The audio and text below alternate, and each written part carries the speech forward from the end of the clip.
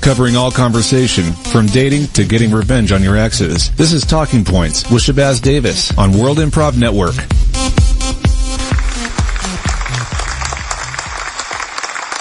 Thank you. Thank you. Good evening, and welcome to Talking Points with Shabazz Davis. My name is Jerome Carmichael, filling in for Shabazz Davis this week, who's busy getting the fluid in his knees changed. Good luck with that upcoming marathon, Shabazz. Now, there are things that all of us do every day. Like eat. I eat at least twice a day, and I hope you do too. Because that's how we stay alive, people.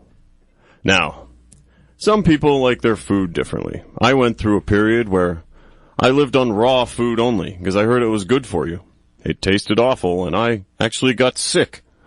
But, there's a lot of fad diets and different ways to prepare your food, and that's why we have on the show today, Mr. Gary Hargrove. Welcome to the show, Gary.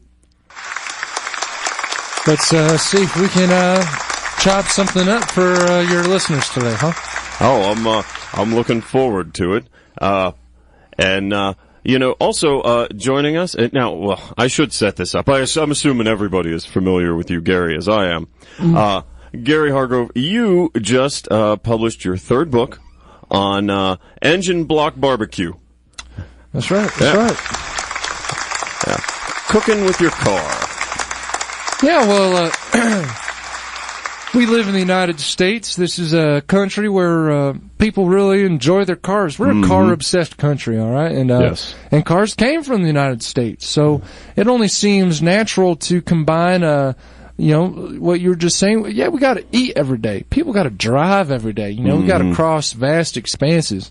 And it's nice to have a way of cutting down on the time it takes to go through your day. So part of engine block barbecue is that you wake up in the morning, and for your morning commute, say it takes an hour to get into downtown, well, over the course of that time, you can get a good brisket going, all right? And so as soon as you pull into your parking spot, you go into work, you've already got a breakfast and a lunch ready. Yep. Yeah. And that's thanks to your car. And, it's a great way to conserve nowadays. I mean, it's wonderful to go green. You're already using that engine block. May as well put it to double use. Get that heat absorbed into some meat. That's right. That's right. Now, I guess, first things first, Gary. Obviously, this is a very American-centric, a U.S.-centric form of cooking, a U.S.-centric diet. What about our listeners out there that don't have American-made cars? Well, I will say this, that we're looking at some low temperature recipes for the hybrid cars, because they know the combustion doesn't get the engine as hot. So in that kind of case, I'd recommend like a slow broil. And say you're running on a scooter or a motorcycle, one of the bicycles, if you will. Yeah. Not a hog. Well, actually, we can expand this to hogs, though. We are working on a particular section of our next recipe book, which is breaking news. That's right. We're looking at crotch rockets and rice-a-roni. That's our, because with those you're gonna be looking at boiling some water, all right? And there's actually some technology, and this is not a joke, where people have converted bicycles into water filtration systems, so that as you're pedaling your bike, you are filtering the water that you're carrying with you from, say, your nearest well to your village or wherever that might be. Wow, that's going to be wonderful as you expand into the third world. That's right.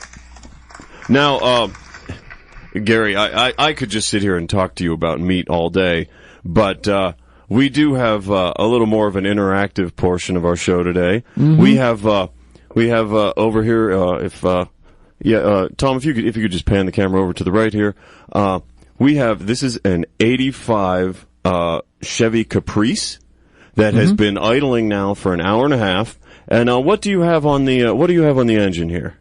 We got some heirloom tomatoes. We got some asparagus tips. Mm-hmm. We've also got we've taken a French baguette and buttered that up, put some aioli sauce on there, and a light rosemary and Italian blend mix of herbs.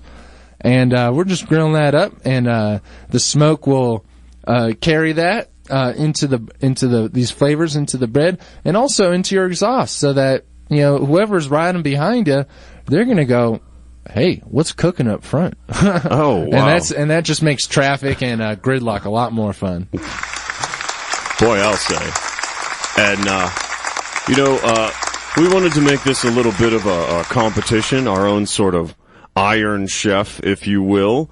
And over here, on the other side of the studio, not using a car, is everyone's favorite portly New Orleanser, Emeril Lagasse. Emeril, welcome to the show. Yeah, how's it going, guys? Hi, it's good to see you. Great to be here, yeah. Now, it's an absolute pleasure to have you. And you have actually been very critical of car cooking. Yeah. I don't think it's the greatest thing that we have here for technologies to cook, yeah. Well, I mean, just so the audience knows, I don't agree with that at all. But we always entertain multiple opinions here on Talking Points. So you're cooking some kind of swill up for us over here on your gas stove. What are you making? Yeah. I'm making a mix between gumbo, cornbread, fried chicken dropped in a cherry pie over here. Oh, that sounds terrible. Absolutely horrible.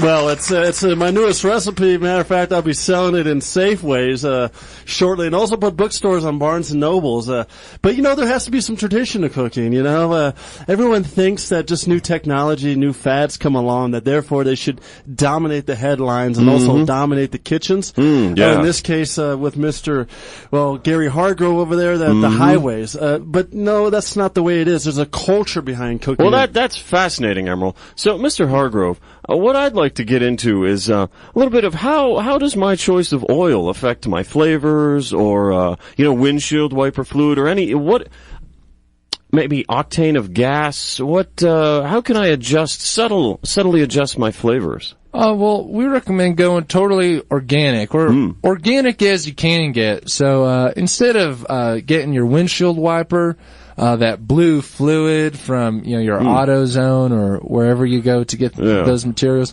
we recommend a vinegar, a sea salt vinegar blend.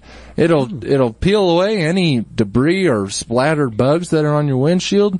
And if you want, you can use that as a little dipping sauce for fish and chips, if that's what you've got growing. Wow, well, that sounds pretty traditional to me there, Emeril. Well, yeah, I got to give him some credit. That is a pretty ingenuitous way of kind of coming up with the vinegar and the sea salt. However, but the problem that you have there is that a lot of that comes off the top of the car and it'll fly over the back. And if you're a bicycler or even riding a crotch rocket, hold, excuse me here, Emeril. Gary had something to say. What was that? Now those were true, those reports about the food containment systems, but we have since improved our barbed wire grid technology. You hear that, Emeril? Improved, yeah. And the barbs make sure that even the smallest pieces of debris don't go flying off. So, and also, it's no longer on top of the hood, it's underneath the hood. Because that way you really get to cook it all in one container. Imagine that underneath your hood, that's just a big pot. It's just a big pot that you're using to do your cooking. Gary, yeah, you kind of seem like you took one of my ideas there. I mean, gosh, Emeril, I mean, nobody's heard of you since you left Food Network like 8 years ago. Huh? What have you been up to? Why don't you kick that up a notch? Yeah. Huh. Well, Gary, I came on the show today not really just to compete against you, to show you that no, because there's no competition. But Gary, you have a really good idea with the barbed wire on top of the windscreen, because if a duck flies into the car, you can immediately grill it there and make a great Peking duck. Because that happens all the time, doesn't it? Just ducks are flying into the grill of your car. Well, yeah.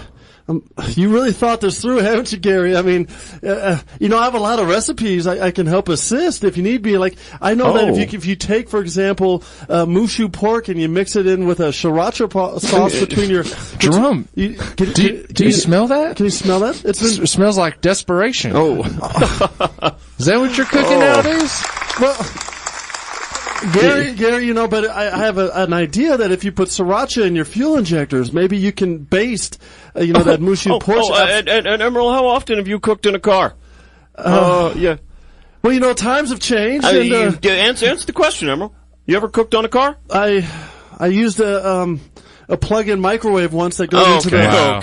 Okay. That's just as low as it gets for a cook. Yeah. See, a car engine produces real natural heat. Engine block barbecue is the next wave in cooking. It saves people time and energy, and you get just as delicious, if not more delicious meals out of it.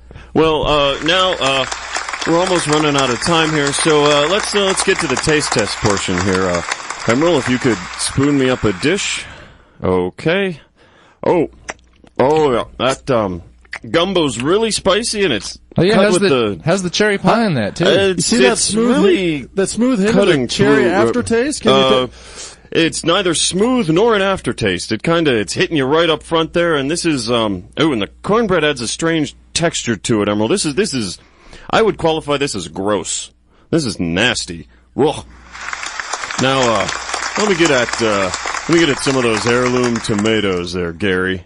Yeah, all right. So here's the asparagus tips, and we that French baguette with the aioli and the and the herbs. Mr. Carmichael, he stole that recipe from me. I can see how perfectly cooked those asparagus. That's enough, Emerald.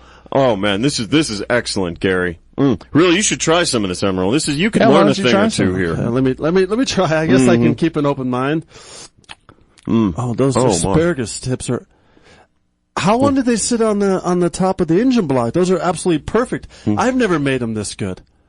6 miles. 6 miles. They sit on there for 6 miles. And does that correlate to what, about 3, 4, 5 minutes or 10 minutes? Or? Well, that's the thing about engine block cooking is that we don't measure the time in terms of minutes and hours. We look at it in terms of miles per gallon and distance covered. Well, Gary, if you want, I can help publish your next book. I mean, I have a really good distribution outlet for books. Oh, that's awful nice of you. Do you want that, Gary? From Emerald Lagasse? No, thanks. Yeah, that's you can keep your desperation on that side of the stage, Emerald.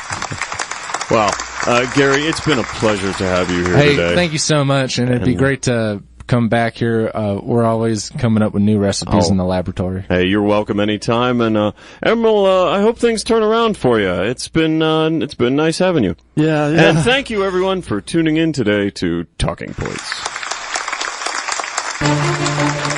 Give the Windcast your suggestions via Facebook, Twitter, or the KZKO Wind blog during the commercial break of what issues the Wind counselors can help you with during Good, Bad, Ugly. Next on KZKO. Stay tuned. We'll be right back with another exciting segment for Win on KZKO The Vibe.